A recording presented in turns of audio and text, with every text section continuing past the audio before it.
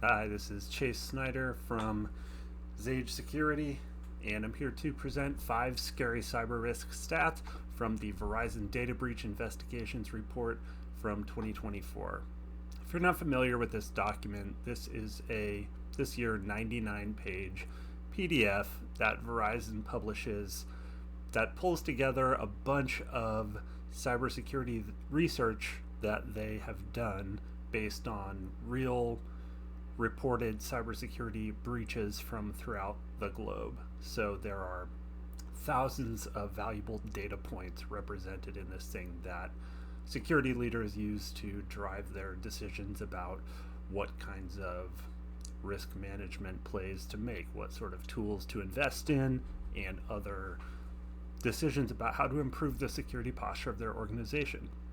This is always a great read, but like I said, it's a 99-page PDF, not something that everyone is going to get all the way through, but I enjoy it. So I read it, I pulled out 5 of the scariest and, in my mind, most actionable stats from it, and I'm going to run through those right now, and then at the end I'm going to point out 5 pop culture references in this thing that they include just for fun. I imagine that when you're writing a 99-page PDF, you have to make your own fun, and they've included some pretty hilarious pop culture references. So, without further ado, 5 scary cyber risk stats from Verizon DBIR 2024. First, 68% year-over-year growth in supply chain interconnection influence on cyber attacks. They accurately assumed that was not going to be an automatically well understood phrase, supply chain interconnection influence, so they conveniently defined it.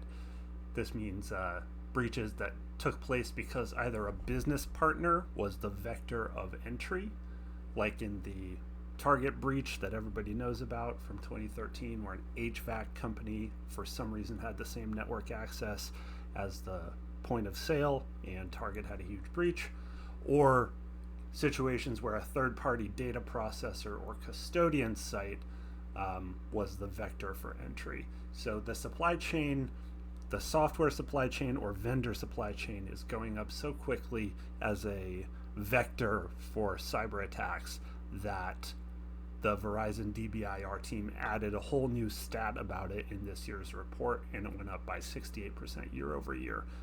So securing your supply chain through third-party risk management and also internal controls, internal segmentation, so that when an attack does eventually get in through a 0-day, through a vendor that has access to your environment, you are protected and able to minimize the blast radius is how I would act on this stat.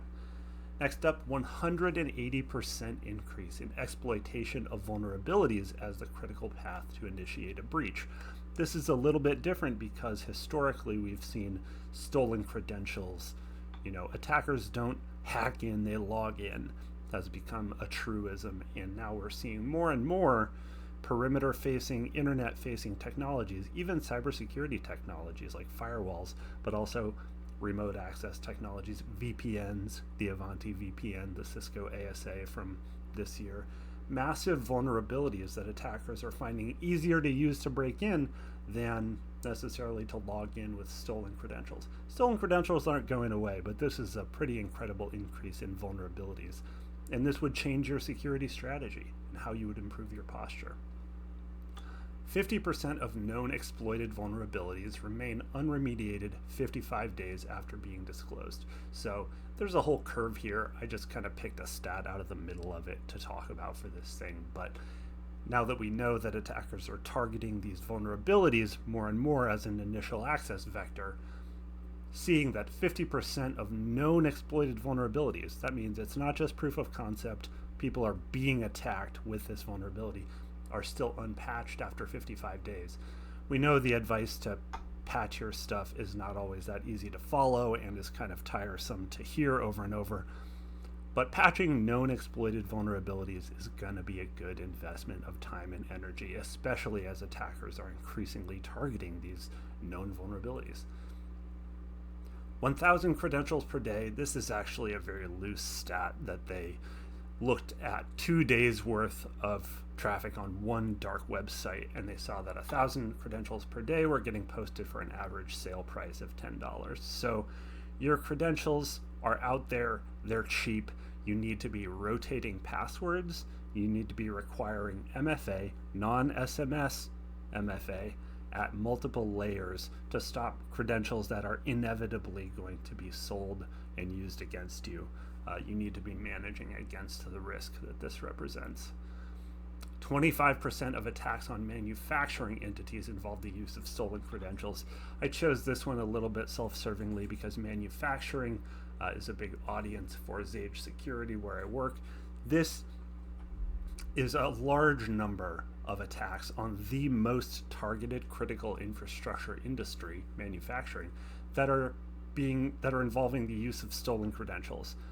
That makes this industry one that particularly needs to be rotating credentials, requiring MFA, and taking these really basic steps, foundational security steps to stop yourself from getting hacked.